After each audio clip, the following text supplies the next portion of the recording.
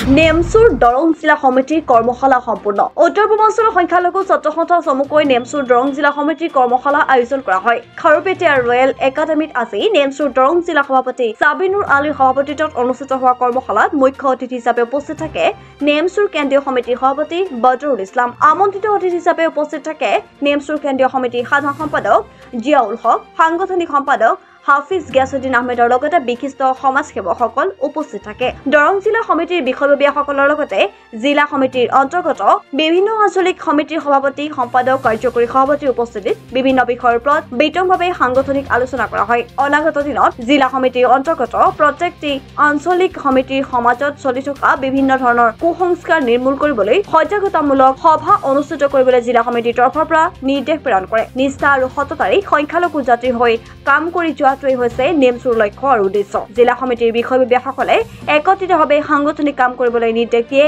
নেমচুৰ কেন্দ্ৰীয় সমিতিয়ে। নেমচুৰ দৰং জিলা সমিতিৰ তৰফৰ পৰা আজি যি আমাৰ আঞ্চলিকসমূহ আছে, আঞ্চলিকসমূহৰ লৈ আৰু জিলা সমিতিক আমি আজি কৰ্মশালাৰ আয়োজন কৰিছিলোঁ দৰং জিলা ভিত্তিত।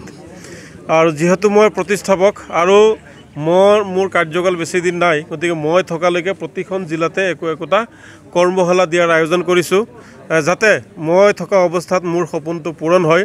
আৰু মোৰ সপোন এনেকুৱা ধৰণৰ আছিলে যে প্ৰতিজন নেমচুৰ কৰ্মকৰ্তাক জাতিৰ স্বাৰ্থত, অৰ্থাৎ জাতিটোক শৈক্ষিক, সামাজিক, অৰ্থনৈতিক, সাংস্কৃতিক দিশত আগুৱাই নিয়াৰ কাৰণে একোজন সংগ্ৰামী সৈনিক মানে চিধা হৈ, পোন হৈ, থিয় হৈ যাতে ভালদৰে জাতিটোৰ স্বাৰ্থত নিস্বাৰ্থভাৱে কাম কৰিব পাৰে, নিজে এজন ভাল নাগৰিক হ'ব পাৰে, কেনেকৈ সমাজৰ প্ৰতিজন নাগৰিকক ভাল নাগৰিক কৰি তুলিব পাৰে, সমাজৰ পৰা কেনেকৈ বেয়া কামসমূহ, কুসংস্কাৰসমূহ আমি কেনেকৈ আঁতৰ কৰিব পাৰি, তাৰ কাৰণে আজি ইয়াতে আমি তেওঁলোকক প্ৰশিক্ষণ দিওঁ।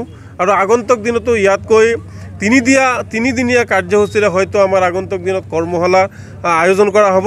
আৰু এই কৰ্মশালাৰ জৰিয়তে আমি অসমৰ বিভিন্ন বুদ্ধিজীৱীসকলকো তাতে আমি নিমন্ত্ৰণ জনাম।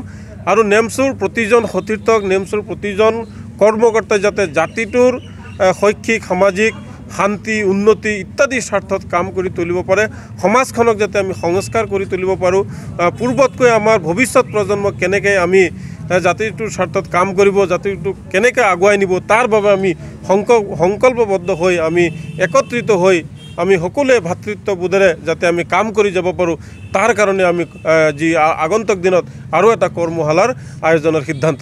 আমি আজি কৰ্মশালা আয়োজন কৰিছোঁ যে নেমচুৰ কেন্দ্ৰীয় সমিতিৰ নিৰ্দেশ মৰ্মে যে আমাক নিৰ্দেশ প্ৰদান কৰা হৈছে যে আঞ্চলিক সমিতিক আমি কৰ্মশালাৰ জৰিয়তে কেনেকৈ কাম কৰিব লাগিব, কেনেকৈ ভাষণ প্ৰদান কৰিব লাগিব, সেইকাৰণে আমি আঞ্চলিক সমিতি আজি ট্ৰেইনিং প্ৰগ্ৰাম পাতিছিলোঁ।